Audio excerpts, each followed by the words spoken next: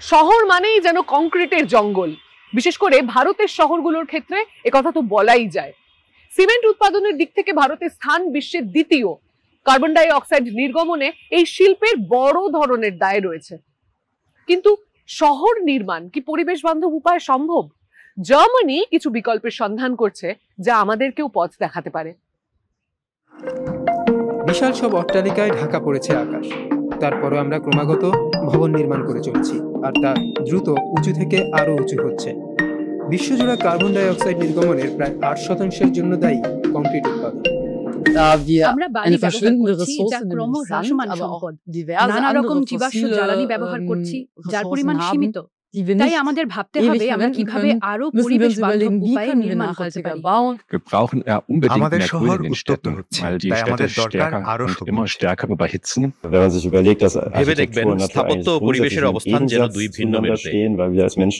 উদাহরণ হিসেবে বলা যায়, আমরা প্রাথমিকভাবে বন্যপ্রাণী ও পরিবেশ থেকে নিজেদেরকে রক্ষা করতে নির্মাণ করি। অর্থাৎ কোনো কিছু নির্মাণ করা মানেই কোনো না কোনো উপায়ে পরিবেশকে ধ্বংস করা। কিন্তু পরিবেশের ক্ষতি না করে কি নির্মাণ করা সম্ভব?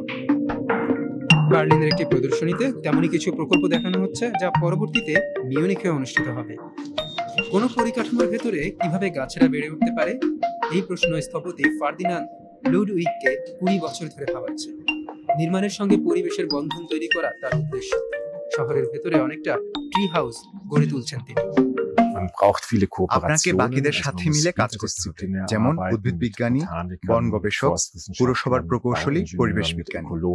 নিজেদের নানা বিষয়ের জ্ঞানকে একটি জায়গায় নিয়ে আসতে আমরা একসাথে কাজ করছি, যাতে নকশা তৈরিতে তা কাজে লাগানো যায়। গাছ দিয়ে নির্মিত ভবন কেমন হতে পারে, দক্ষিণ জার্মানির একটি প্রাথমিক প্রকল্প সেই ধারণা দিচ্ছে।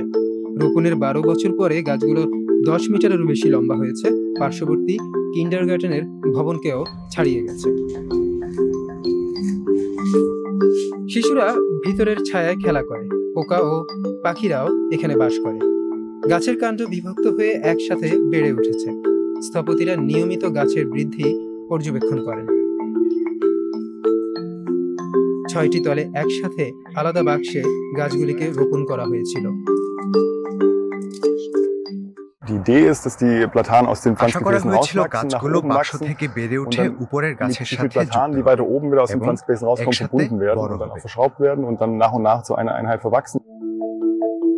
তারপর তারা বাক্সগুলো সরিয়ে নিতে পারবেন। তারা 1000-এরও বেশি গাছ লাগিয়েছিলেন, কারণ শহরে অন্যান্য গাছের মতোই কিছু চারা রোগ ও ঠান্ডায় মারা যায়। আগামী বছরে গাছগুলি বেড়ে একসাথে আচ্ছাদন তৈরি করবে। আরো দ্রুত বিকল্প হতে পারে ছত্রাক, যেমন এই ঘরটি। এটি তৈরি হয়েছে কাঠ ও ছত্রাকের তক্তা দিয়ে। এর উপরিভাগ হাতে নরম ঠেকলেও তক্তাগুলি মজবুত। ছত্রাক থেকে কিভাবে নির্মাণের দ্রব্য তৈরি করা সম্ভব, এখানেও প্রকৃতি থেকেই অনুপ্রেরণা নেওয়া হয়েছে। টিন্ডার ছত্রাক পর্ণমোচী উদ্ভিদের উপর জন্মায়, নিজেদের কাঠের সাথে আবদ্ধ করে রাখে। জীববিজ্ঞানী লিসা স্টেলজার এই ছত্রাকের ঘর তৈরির কাজে সাহায্য করেছেন। তিনি গবেষণাগারে টিন্ডার ছত্রাক চাষ করেছেন। এটি এতটাই কঠিন যা কাটার জন্য তাকে করাত ব্যবহার করতে হয়েছে। নির্মাণের জন্য এই ছত্রাক খুব ভালো, কারণ মাটির তলায় বেড়ে ওঠা এর মাইসেলিয়াম বা শিকড়ের কাঠামো অবশিষ্টাংশকে যুক্ত করে, যার ফলে স্থিতিশীল একটি উপাদান তৈরি হয়। এই বৈশিষ্ট্যের কারণে ছত্রাক দিয়ে ঘর নির্মাণকারীদের কাছে এটি আদর্শ। বিজ্ঞানী, স্থপতি ও শিল্পীরা ছত্রাক চাষ করে তাকে অন্যান্য উপাদানের সাথে মেশান। এর মধ্যে থাকে কাঠ ও বাজরার মতো জৈব বর্জ্য। তারপর তারা মিশ্রণকে চাপ দিয়ে নির্দিষ্ট আকার দেন। কিছু সপ্তাহ পরে তারা তাপের সাহায্যে ছত্রাককে মেরে ফেলেন। এতে উপাদানটির দৃঢ়তা বজায় থাকে।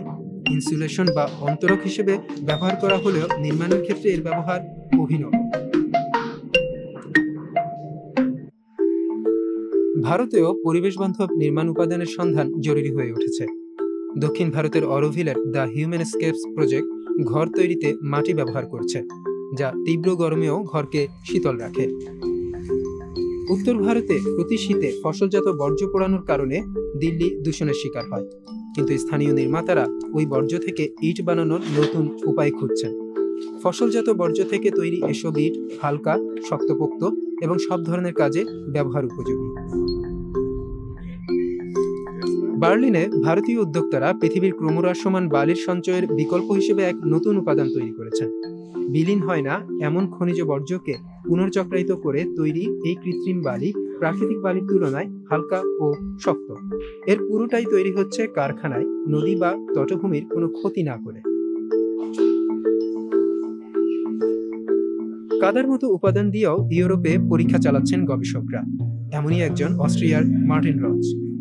বড় আকারের প্রকল্পেও মাটির দেওয়াল ব্যবহার করছেন তিনি, যদিও এ ধরনের বাড়ি এখানে এখনো বিরল।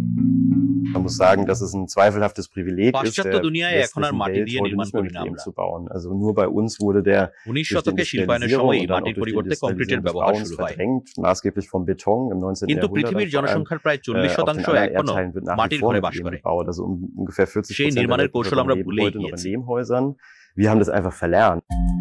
প্রদর্শনীতে আসা দর্শনার্থীরা আগামীতে কোন ধরনের বাড়িতে থাকতে পছন্দ করবেন? ছত্রাকের ঘরে, মাটির ঘরে, নাকি বৃক্ষ আচ্ছাদিত ঘরে?